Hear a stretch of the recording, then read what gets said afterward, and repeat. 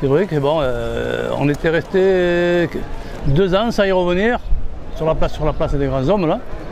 Et c'est vrai qu'il y a eu des belles parties. C'est vrai, c'est un grand plaisir. Même hier, monsieur le maire président est passé nous voir. Il a dit il n'y a pas question. Je signe de suite pour 2025. C'est vrai qu'avec toute mon équipe, on est vraiment ravis. Sans eux, c'est sûr que sans la ville et la métropole, on ne pourrait pas faire le mondial Montpellier. Il y a des partenaires privés. C'est vrai qu'il y en a pas mal.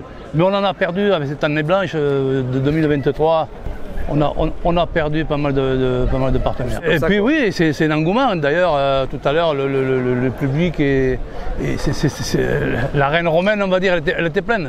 Quoi de plus pour un organisateur d'avoir le plateau qu'on a eu, hommes et femmes, c'est fabuleux.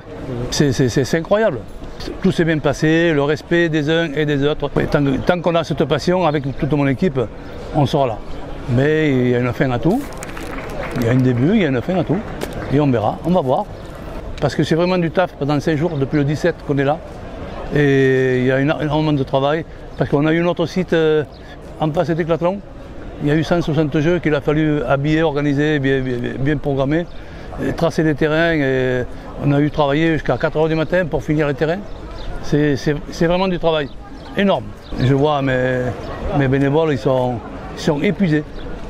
On n'est pas assez. Et là, en direct, là, je vais lancer un appel pour l'année prochaine. Si on repart, je ne vois pas pourquoi on ne repartirait pas. La ville est déjà partante.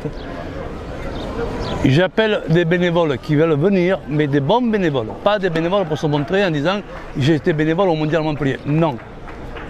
Du travail pour faire 2 équipes, pour qu'une le matin, une l'après-midi, qui puissent se reposer et aller voir le pestac qu'il y a ici.